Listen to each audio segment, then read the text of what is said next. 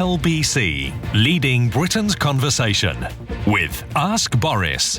Mayor of London Boris Johnson takes your calls with Nick Ferrari at breakfast. Call 0345 6060 973. Tweet at LBC. Text 84850. This is Ask Boris on LBC. Good morning, everybody. This is Boris Johnson in a moderately snowy London with Ask Boris on LBC for the next 45 minutes. You can quiz me about anything you'd like. I have, as ever, my trusty assistant, Mr. Nick Ferrari, who's going to help me. And you can watch Ask Boris on the website. Get involved. Call us on, or particularly me, 0345 6060 973, or email boris@lbc.co.uk. Let's go straight to the first call, who is Stan in the city, I believe. Is that my father, Stan? Yeah, no, I'd totally deny that one, mate. You're not my father. All right, that's all right then. No, okay, go on. No, hopefully not. The problem with the cycle superhighway is in the east end of London, pollution levels are now exceeding 50% of EU levels, and the pollution in London is actually currently killing 4,000 people a year. The superhighway, which starts at Tower Hill, where, according to the pollution map, is one of the highest in London. Yes, Stan. Number one, I asked you this back in November, are there going to be any left and right turns on and off of the highway for vehicles, or is everyone in the east of London having to go through the centre of London to get to the city and the West End? Also, even on your own report, the impact of NO2 was recently officially recognised for the first time, although it was buried on your page 108 of the Cycle Superhighway report. No, as a part of the old emissions report. Yes, in November, I said to you that nitro oxide emissions, which is actually part and parcel of diesel vehicles, was going to an all-time high. And you said, no, it wasn't. You said it was going down. So, number one, I expect an apology because your own report contradicts what you said. And now you're deciding to make all your zero emissions that have called now Nissan to pull out of the London taxis. Now, London... it's Stan again. Yes, I remember you, Stan. Yes, okay. Taxis only account for 3%. Your buses count for 16% of vehicles on London roads. And hang on, but taxis account, as you know, for a considerably higher proportion of emissions in the central zone, and particularly. No, the only reason they do is because of the reason they do is because you forced through a new Euro 4 and 5 vehicles, which actually gives out up from 10 to 15% of the previous ones.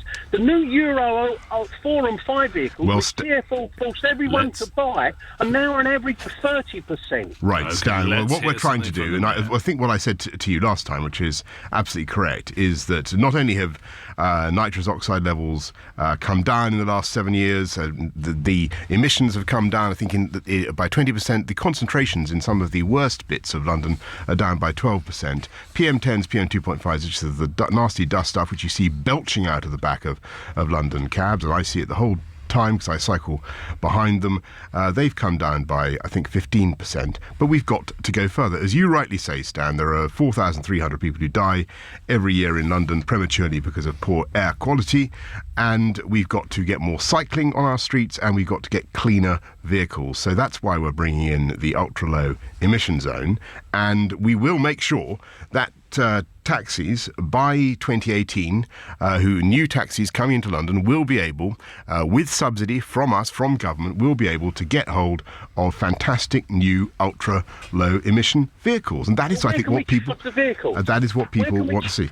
Well, as I think I said to you last time, there are several people in the market. There's a Turkish company, Karsan. There's Fraser Nash, a British company. You're incorrect.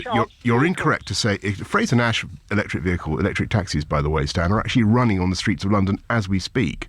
So where can we charge them? Where can we charge the vehicles? There's 30,000 taxis. Where are you going to allow 30,000 vehicles to pull up and start charging? A slow point takes up to 6 to 8 hours. A rapid point, which is detrimental to batteries, takes 30 minutes.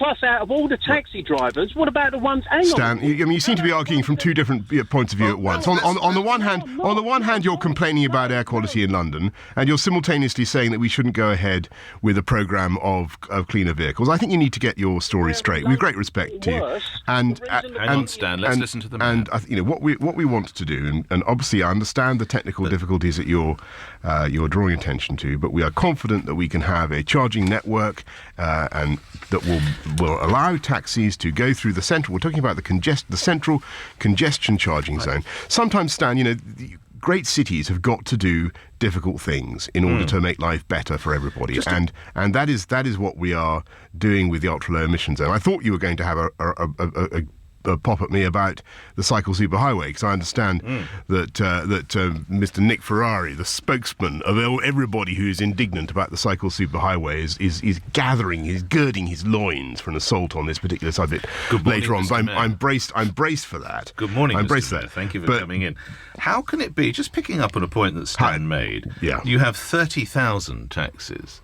I think 32,000, yes. Where are they all going to charge if they all go electric? A lot of them can charge at home, and there will be charging points, and there will be... What, 30,000? Yeah, it is possible to charge your vehicle at home. Right. And I come in, I do a long shift. I would imagine my battery's probably going to drain pretty quick. And there will be charging points at taxi ranks and at places where taxis gather. And that is the obvious thing to do. 30,000, though? There's nothing like enough, will there? No, the 30,000 vehicles, you don't need 30,000 charging points. Right.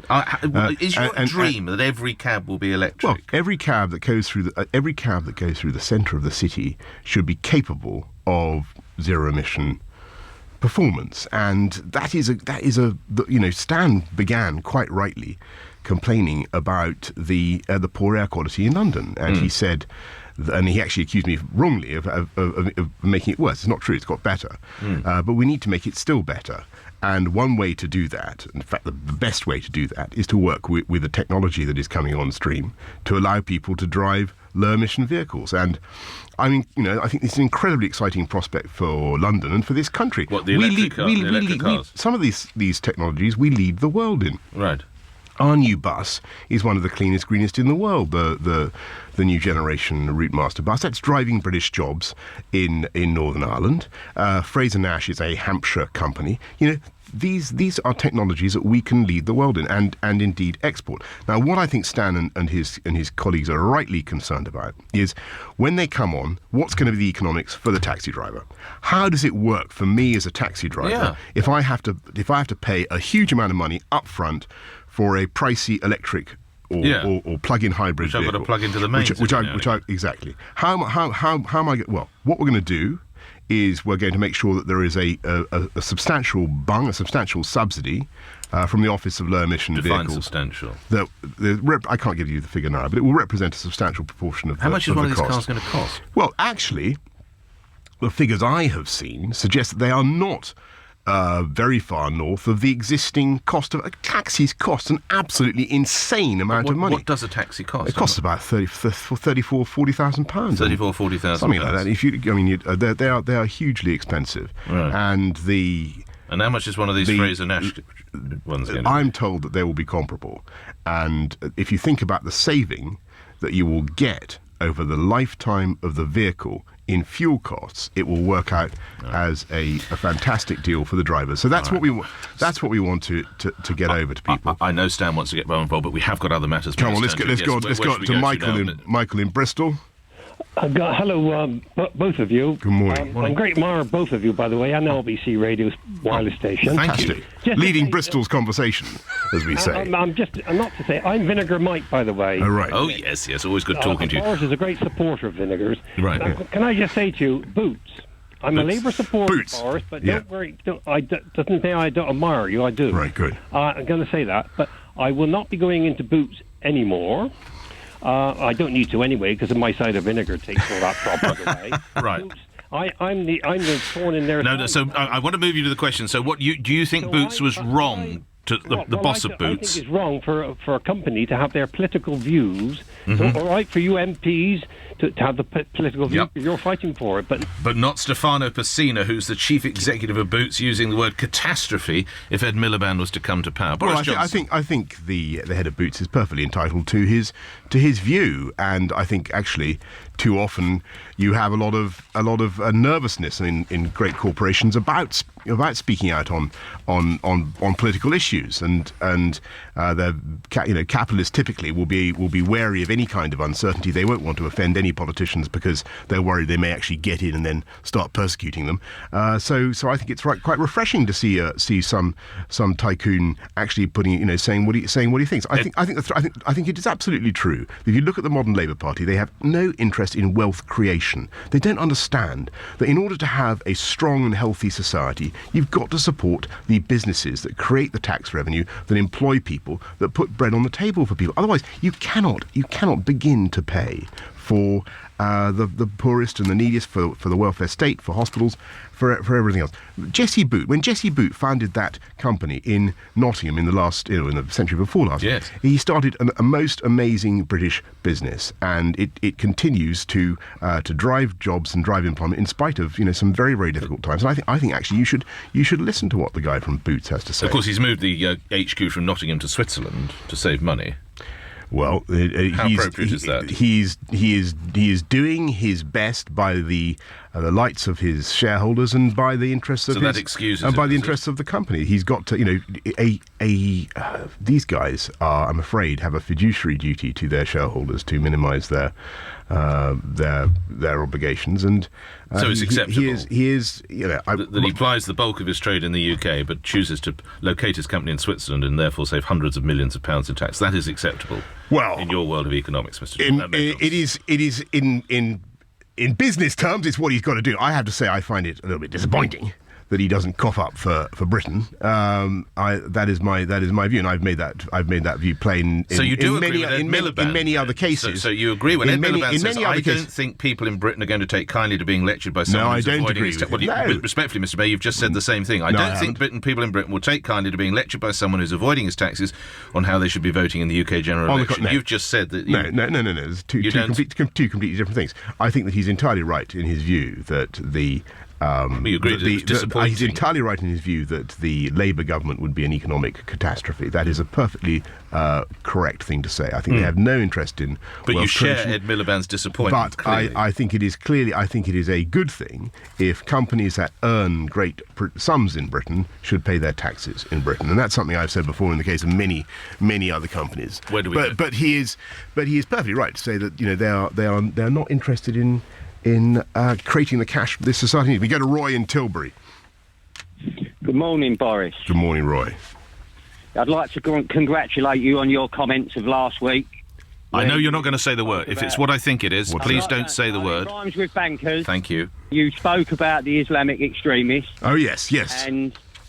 And I'd like to congratulate you on that. But the only thing that worries me is, do you think that by saying that some of these people might now target you and the people around you? Well, let's be clear what I was saying. I think it's very, very important to bear in mind that there is some evidence, and that quite a large proportion of these people are exactly as I describe in the colourful phrase that I use, which Mr. Ferrari has forbidden us from using on air, and I will bow to his censorship. Yes, I would refer you to the broadcasting code. We'll toss us.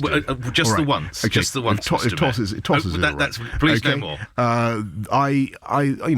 There is a lot of evidence on, but it's more important. Hang on, let me just finish. It's more important than that. Sure. There's a wider range of problems going on in these young men's lives, and. What I think we need to do is demystify this whole business and say that these are people who are in search of something that makes them feel powerful, makes them feel strong, makes them feel relevant. And I noticed that some people took offence at what I said, or some people claimed to have taken offence at what I said. And frankly, I just find that incredible when you consider. Well, they said the language wasn't helpful. When you consider. Well, I think that what I heard was that people were saying that I had made an equivocation between jihadis and Muslims, or that I was saying that the two were the same, two were coterminous. Absolute nonsense. This is the most important distinction to make. This creed, this death cult that would be ludicrous if it wasn't so disgusting, has nothing to do with Islam. It is a disaster, and what I would like to see, by the way, is a more robust intellectual dismissal of what is going on in these people's heads, and I've said that as well. But frankly, if you meet the victims of these people, the widows of men who have been shot simply because they didn't belong to the right type of Islam, you see what's going on in Syria and in northern Iraq, where you've got mass rapes, you've got beheadings of innocent journalists.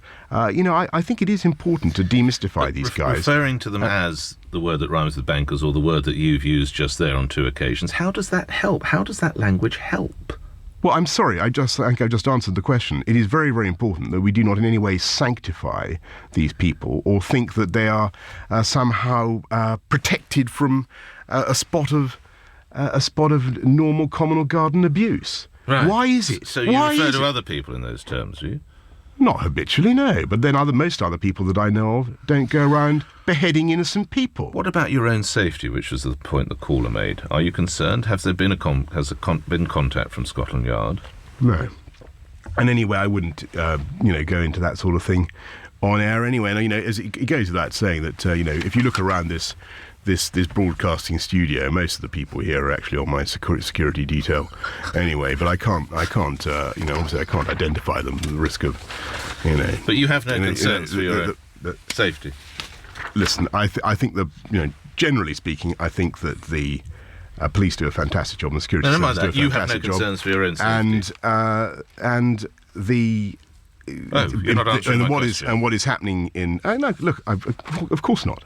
Okay. And I think that the police do a fantastic job in keeping our city safe. No. That is, the point I was going to make is we can never be complacent. We can never be complacent. And at any one time, there are a large number of people, perhaps in the low thousands, who do present some measure of potential risk. And as you know... How many low thousands? Sorry, say again? How many low thousands? Well, in the low thousands. So not like 2,000? Of that order. Between 2,000 and 3,000? Maybe 3, 4, something like that. Between 3,000 and 4,000 of these I can't. people These are ballpark figures. Okay, and it would be wrong. Anyway, the police. But it's that many. 3,000 to 4,000. The police do. And you're told that by MI5 and the Met. The police do and the security services do. You get those figures from the MI5 and the Met, do you? Those figures are well in the public domain, Nick. There's no scoop here, Right, but that's where you get them. They're the figures that are commonly used in this. And that's where you got the conversation. briefing about the bankers line. I don't want to go.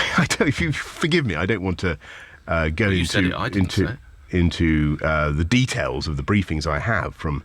The security but that's where you got that idea from suffice it to say. Last question on this. There is such a phenomenon. It is part of a wider syndrome. Sure. It is absolutely vital in this conversation that everybody in this conversation makes the intellectual distinction between jihadis and Muslims. And as soon as you start confusing or equivocating between those two terms, as some people in their criticisms of me unfortunately seemed to do, then you really are conceding and losing a lot of ground. I just want to nail it. That the idea of the banking, or the bankers, came from an MI5 briefing. I'm not going to comment any further on the briefings I have. I have.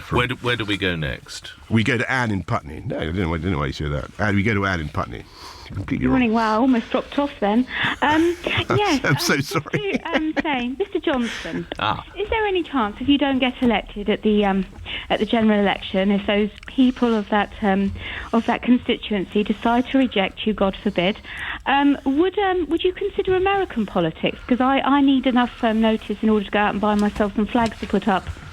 Well, you're sweet. It's perfectly true that that I was born in America. There was nothing I could do about it. It was my. I wanted to be close to my mother at the time, and there she was. And however, I haven't lived there since I was 5 years old. And much though I admire America and admire what and love American culture, I think it would be I think my life and career is here in Britain, and I think I want to obviously see what more I can do here. Well, I've got a bit of energy. Comes out of the scrum. Whatever the hell that means. Yeah. Anyway, all right. Are you satisfied with that, Anne?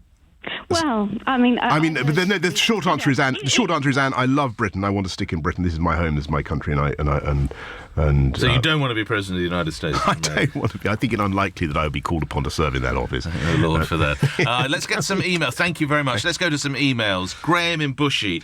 Andrew Gilligan said on Nick Ferrari's show the cycle superhighway would only delay traffic by a maximum of 6 minutes. If it's shown after inception that it exceeds this, would it be scrapped?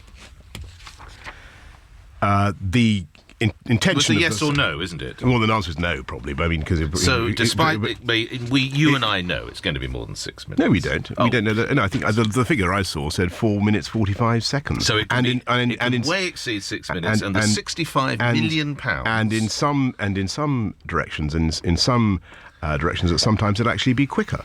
So. I think the eastbound carriageway will be... How many miles of the cycle superhighway are there in total? Do you know? Well, it's going to be, when it's finished, I think it will be about 15 miles. It will be the longest continuous cycle superhighway in... Well, I've got 21. Well, there you go. It's going to be even longer than I thought. It's fantastic. It's getting better and better. At a cost of... So that's over £3 million a mile. How can a cycle route cost more than £3 million a mile? I'll tell you why. And you're right to ask, but the answer is that in order to do the kind of cycle routes that people want, I'm afraid you have to make some pretty clever interventions in the road surface. And it is absolutely true that, as we've heard this morning from Stan, from others, from people who've called in before, there is a lot of anxiety in amongst road users about how it will impact on their lives. We are doing our absolute best to make sure that you will barely feel a thing, and that drivers really won't be too inconvenienced by it. That requires a great deal of ingenuity, a great deal of investment, and it requires some very cunning stuff at lights, some management of traffic, and I'm afraid it requires a lot of interventions in the road surface, which is £3 million a mile, which, as you know, are expensive. And one of the difficulties with cycling, £3 million a mile? I think I'm giving you a fairly exhaustive explanation. Moving some traffic lights. How much are they? Well, it's not just a question of moving traffic lights, because what you've got to do is make sure that the cyclists feel safe. And I'm afraid that this is something that is not cheap, because you have to build segregated lanes. Mm-hmm. I personally, as I've said many times to TfL, don't believe in universal segregation. I don't think it's possible in London to do it. But what we're saying is that in some places where we can do it, we should do it. We can do it on this stretch.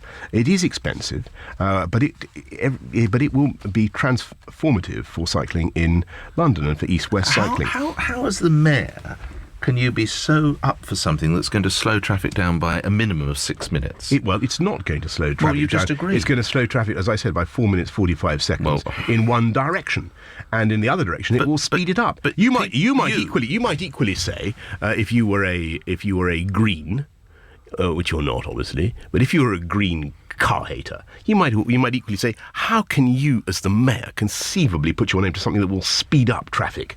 I'll tell you how.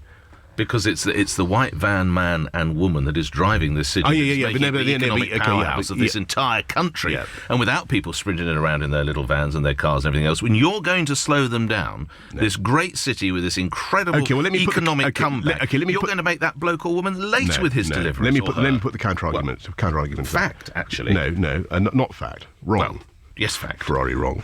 Johnson waffling. No. What we are doing, in fact, is putting in, that's why it does cost a bit, we're putting in mitigation measures to ensure that drivers are not substantially slowed down, whilst protecting cyclists. And the net advantage to London, the business case for this, is that it will make London a much more attractive Canary place. Wharf doesn't agree. A much more attractive place to live in. A better atmosphere for cyclists, and a better and a safer city generally. A safer city generally in a more attractive place. Guess what? You're not just the mayor of cycling. There are huge economic benefits for the entire city. What, to slow that man down in his white van, whatever it might be? How's the advantage there? Explain. The advantage is that people will want to come and invest in a city that they think is safe, that promotes safe and green forms of transport, where more people feel safe enough to cycle. You were rightly lauding big business. That will be... Canary Wharf is a tremendous triumph of business. British, nay, London enterprise out there in the East, and they have major concerns about this. And they do. You ride and they have roughshod on your bicycle over them. No, I've got a huge admiration for Canary Wharf and everything that they have done, and let's be absolutely clear that they are a stunning success. Phenomenal. Canary Wharf is now, as a financial centre, Canary Wharf is bigger than Frankfurt. It's quite phenomenal. Fantastic. So let's slow them down. We are very moderately slowing down the traffic in one direction, in the westbound direction. So it's not the eastbound direction. No, they might like to come back into town. Well, they also, don't forget, Canary Wharf have also got Crossrail coming in. They've had the Jubilee line upgraded. They have got fantastic public transport connections, and they will get more. And I think this very, very small erosion in some journey times, and I repeat, there's an improvement in others, I'm afraid to say, is a price worth paying for making London more civilised, more attractive, and more economically powerful in the long run. That is what we will achieve. We go to Neil in Gatwick. Hello, Mr. Mayor. Neil. You're talking platitudes about green fuels and green vehicles. The greenest fuel, what we've got as a consumer, what we can go to a garage and buy, other than electric, is LPG. You banned older LPG vehicles, which are much cleaner than any new diesel vehicle you can buy. You banned them. Right? That entire principle behind what you've done there is flawed. In fact, you should be sitting there in a straitjacket. It is mental. Absolutely mental. The very base philosophy. Yeah, listen, Neil, you have achieved, Boris Johnson. You banned me from London, right? Why did we do that? Putting a charge on my vehicle of, hang on a minute. Remind us of your LPG policy, Mr. Mayor. Thank you. I know the trouble is, I'm just trying to remember. Thank you, Neil. You brought it in. Just hang on the line, Neil. Just remind me what your LPG policy was. I cannot actually. You'll have to forgive me, Neil, but I cannot for the life of me remember. So you take a draconian decision like that? No, I don't think I did. I don't think it was us. Neil, what did the Mayor do? I don't think it was us. I think it was before. Neil, what did the Mayor do? He banned my vehicle. He wanted it wasn't me. It wasn't. I don't. For a particulate filter, which is what he spent millions on the bus fleet. Rather than put a clean fuel in the buses, anything is cleaner than diesel. And the Mayor is suggesting this was not done on his watch. You're wholly confident. I'm afraid I'm not. I'm not confident when it was done. I'm most ashamed. Neil, when was it done? That was 2 years ago in February, 2012. What was it? What exactly happened, Neil? Well, you did it, Mr. Mayor. No, well, hang on. Let's just hear from Neil about what he thinks happened. Look, it's in the middle of a recession, right? You wouldn't let anyone come into a test centre, an LEZ test centre, and test their vehicles without a £2,000 receipt. Now, any other fuel or any other alternative device or any other small business who's creating and making devices to lower fuel use and lower emissions, you basically banned them. Right. Well, Neil, I'm the filter. You were told. All right. I tell you what we're going to do. I'm afraid I'm going to have to get the dope on that, Neil. Mayor Johnson's going to get a briefing. We will come back to you and see if we can make your vehicle acceptable for London. Right, absolutely. We will get that. Neil, stay tuned. More calls to London Mayor Boris Johnson on Ask Boris here on LBC. After this, 9:30 on LBC.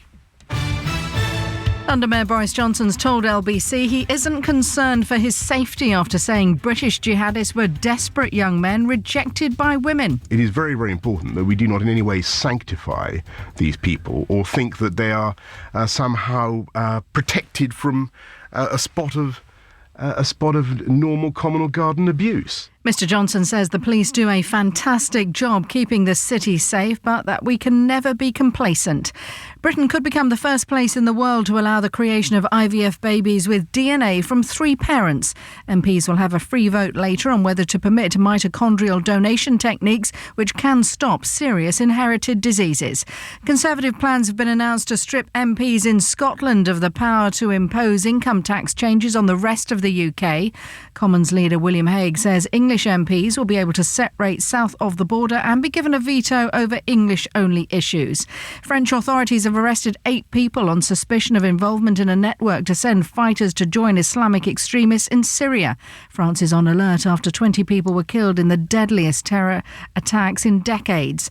At 9:15, the FTSE was up 79 at 68.61.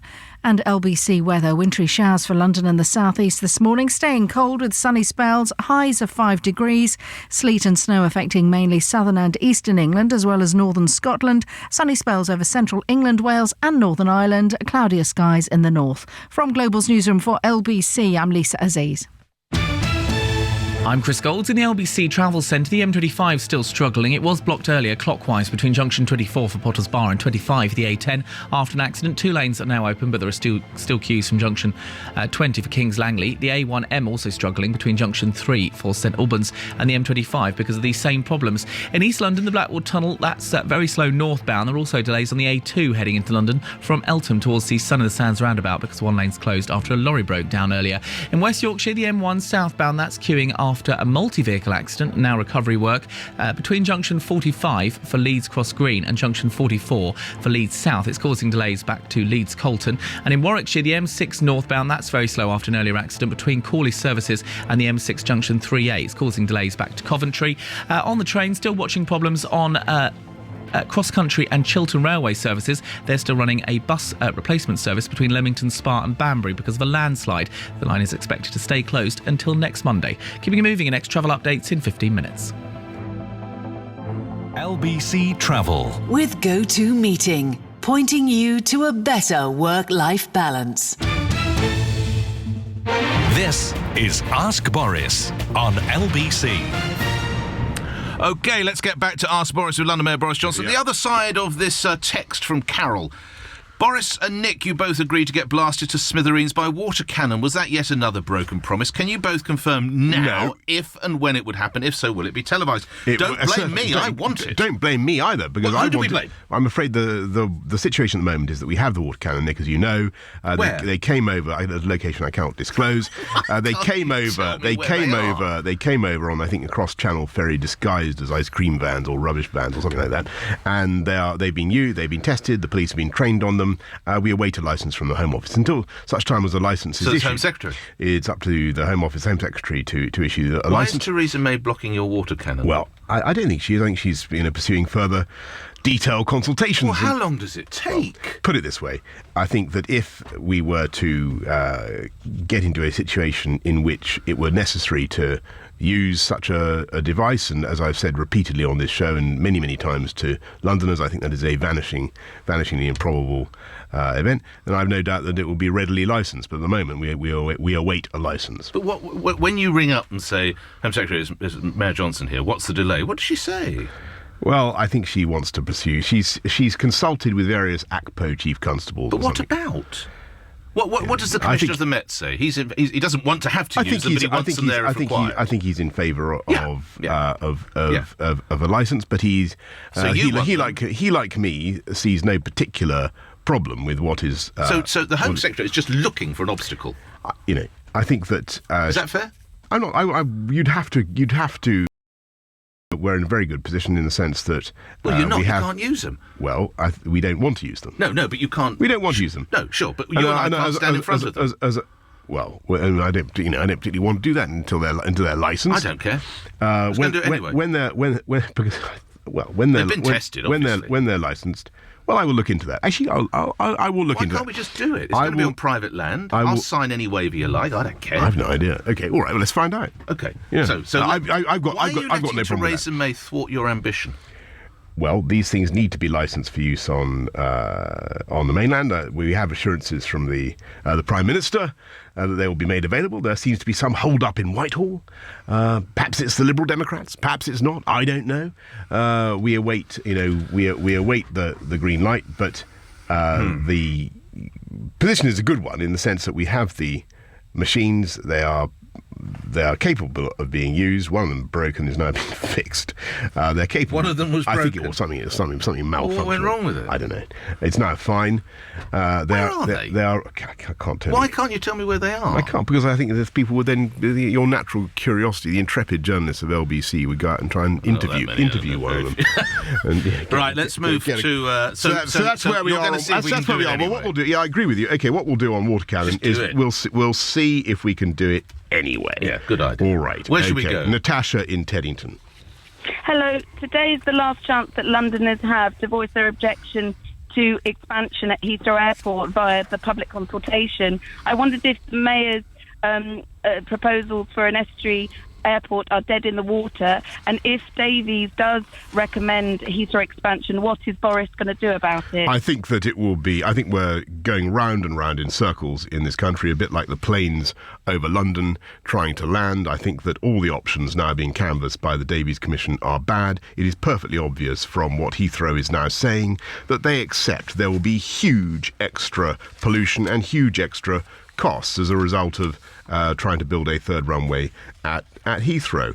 They've admitted that they want to pay out, I see, another £450 million in compensation to 160,000 homes. That seems to me to be an admission of guilt and merely a foretaste of the pollution, the noise pollution they propose to inflict on not just on West London, but on the whole of London. Parts of London, even South London, even Greenwich, even Lewisham, parts of South London that you don't think will be affected currently will suffer from noise pollution from airplanes. And I'm quite serious. We are sleepwalking into an absolute catastrophe here for this city, and no other city in the world, not even in communist China. It said the planes are quieter now, not even in communist China would they inflict extra noise pollution of this kind on a great supporters city. Would say the planes are a lot quieter. Well, that is complete nonsense. Anybody who has stood in their back garden in West London can testify that they will cause huge amounts of disruption. So we should go to Gatwick. And the trouble with Gatwick is that not only will you inflame the anger of the people of West Sussex, and there are lots of people down there who don't want to see huge numbers of planes over their skies, who don't want their lives disrupted. It's a beautiful part of the country, but you won't achieve the kind of hub capacity that you need. Both options are now bad. And so, to get back to Natasha's point, no, I don't think the idea of an estuary solution is remotely dead in the water. It will come back. The ineluctable facts of geography will make us look to the east again. The disadvantages don't outweigh the proposed suggested advantages. I think this country is going to wake up and realise that you cannot build huge new runways right in the middle of the western suburbs of the city, and it isn't going to work. But Mr. May, if it was that or nothing, if as the Mayor of London you were presented with... But it's not that or nothing. No, but if it was...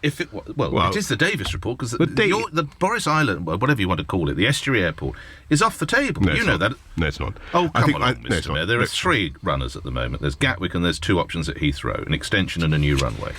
No. The best. Why do you say no? It's a fact. It's not a fact. By the way, because Stansted is also. We thought in TfL that the decision by the Davis Commission to take Stansted off the map was irrational. Hang on. The people of Sussex can't have planes in their skies, but the people of Essex can. None of those. All three of those options, also Gatwick, Heathrow, and Stansted, are all, in our view, inferior to the long-term solution that we offer in the estuary. What I'm saying is that Heathrow and Gatwick are certainly not the only options. All right, quick email here. This is from Hugh in Bexley. When are you going to ensure that halal abattoirs in London are outlawed in light of the horrific story in the newspapers today about the abuses of animals at an abattoir in Yorkshire. This is, have you seen the front page of the Independent? This is some pretty horrific images that have also been running on Sky News of a halal abattoir in Thirsk, I think it is. Here we are. Yeah, sheep being kicked in the face and head, lifted by their ears, fleeces and legs. A worker bouncing up and down on the neck of a sheep. Staff laughing. We have laws in this country to prevent people from abusing animals in abattoirs, and very strict laws, very strict legislation. I remember when it all came in, there was a great deal of hoo-ha. Whoever who was running that abattoir in Yorkshire should clearly be prosecuted. And that is the way forward. Can I just say something for the benefit of, I think it was Neil in Gatwick. LPG is not banned, Neil. You can drive your LPG van into London, and we will welcome you with open arms. We will simply ask you to pay the congestion charge, because it is no longer as clean by comparison with other vehicles. And that, I'm afraid, is the sad reason. So he's got to pay his £12 a day. He's got to pay his congestion charge if he wants to drive through the central zone. Right. I think that was in part. But they have not been banned. He claimed that they've been banned, which slightly puzzled me. Yeah. Okay. So, do you agree with halal slaughter? Lastly, on the other story, the email from. Well, I think once you get into once you get into banning types of ritually approved or religious slaughter, you get into some very, very deep and difficult waters. And what's sauce for the goose has got to be sauce for the gander, so to speak. I don't know how you ritually slaughter a goose, or indeed a gander, but it's got to be done in the same way. Right. That's the point. Okay. So you're for it. All right. Okay. We move on to another caller. Where do we go? Can we go to Maureen in Waterloo? Oh, good morning. Good morning. Hello, Maureen. I'd like to ask you why TfL are closing ticket offices in order to save money, and yet spending £30 million on a garden bridge on the South Bank, also £30 million coming from the public purse in order to build this bridge, which we don't need. We've got umpteen bridges along the South Bank. We've got more parks and spaces in London than anywhere. Yeah.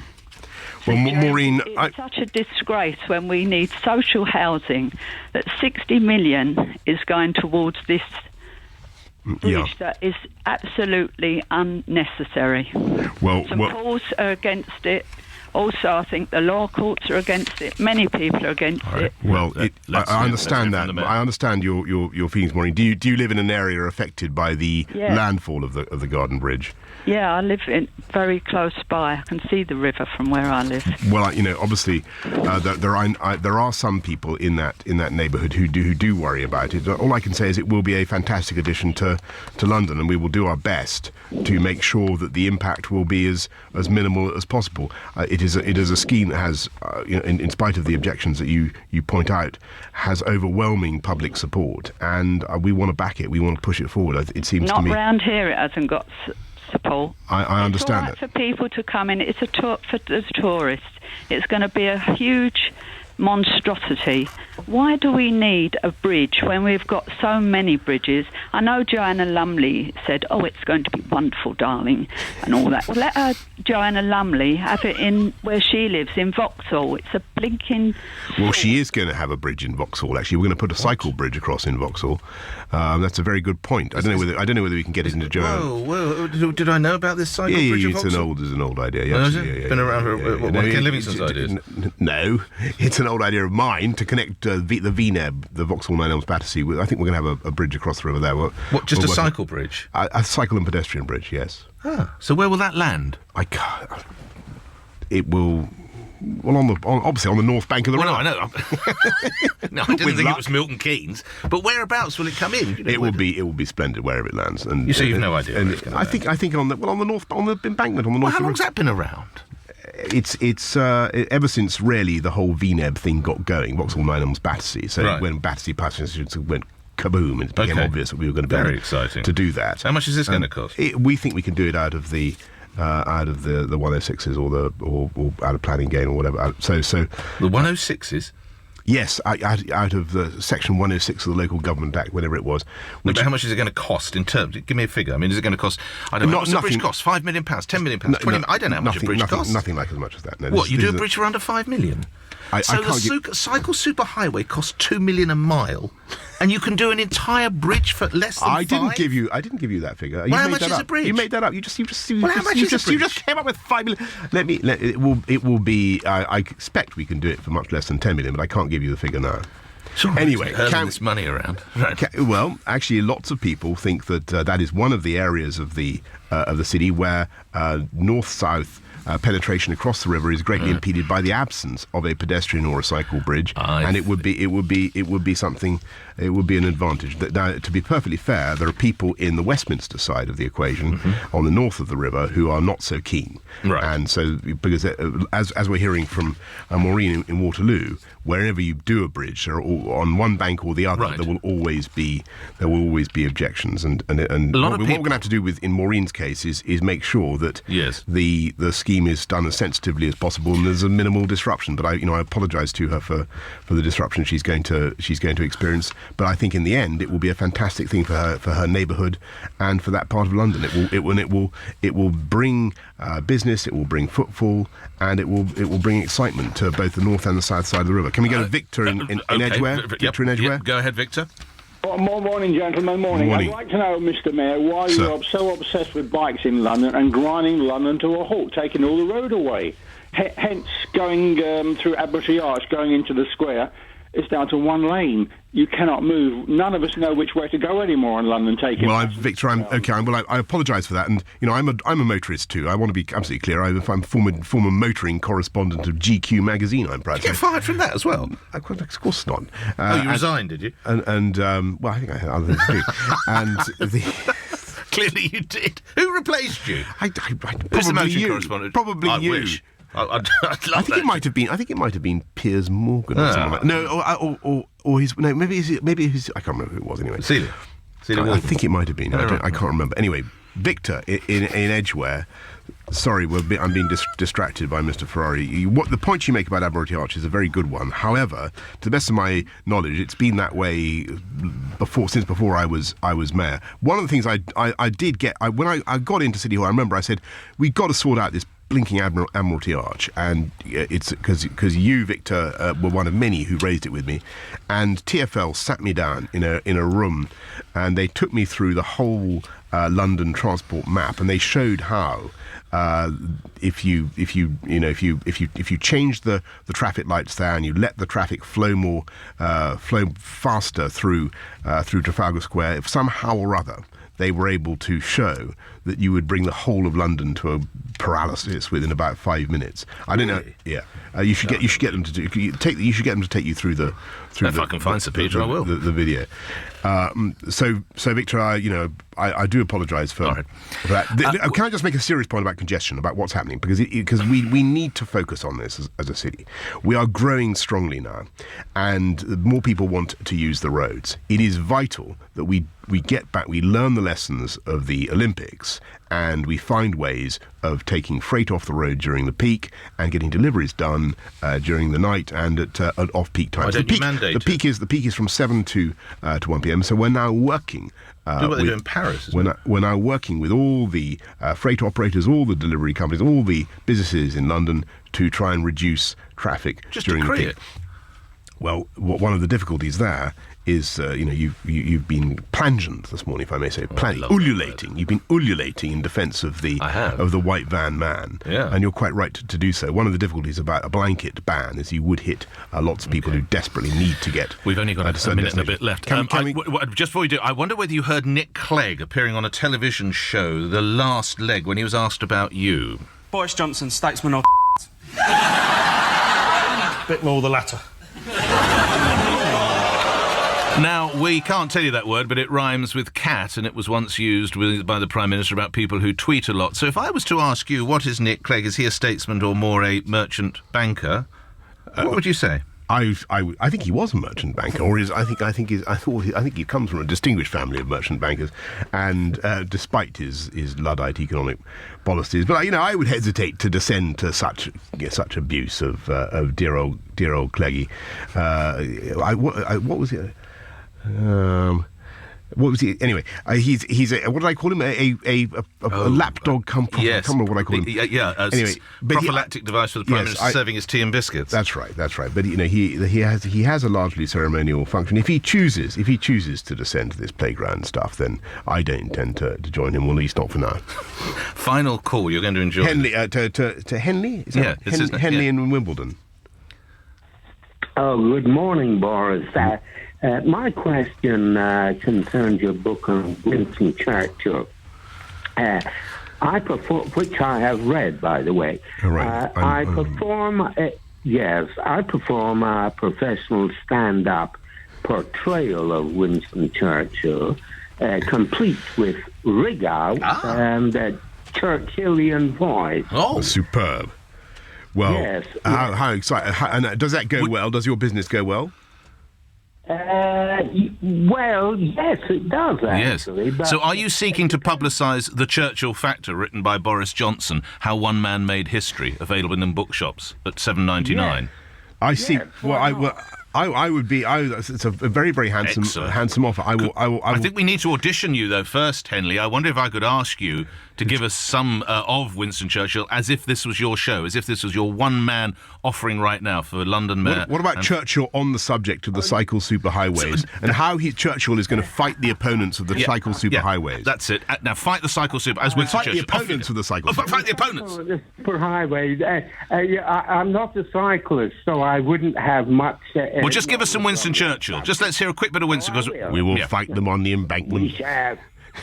We shall not lag nor fail.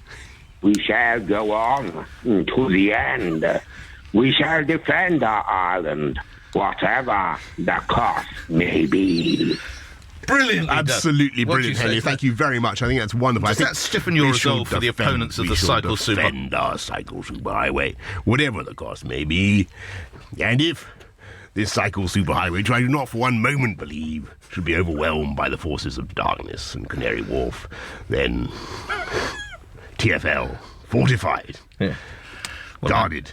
I know what the cost will be. It will be superb. £2 million a mile. That's it for Ask Boris. An absolute pleasure. Thank you. Thank you very London much. Mayor Thank you, Boris Henley. Thank you. A nice one to finish on. You're listening to LBC, where travel is next. I'm Chris Golds in the LBC Travel Centre. The M25 still struggling. It was blocked earlier clockwise between junction 24 for Potters Bar and 25 for the A10. After an accident, 2 lanes are now open, but there are still queues from junction 20 for Kings Langley. The A1M also struggling between junction 3 and the M25 because of these same problems. In East London, the Blackwood Tunnel, that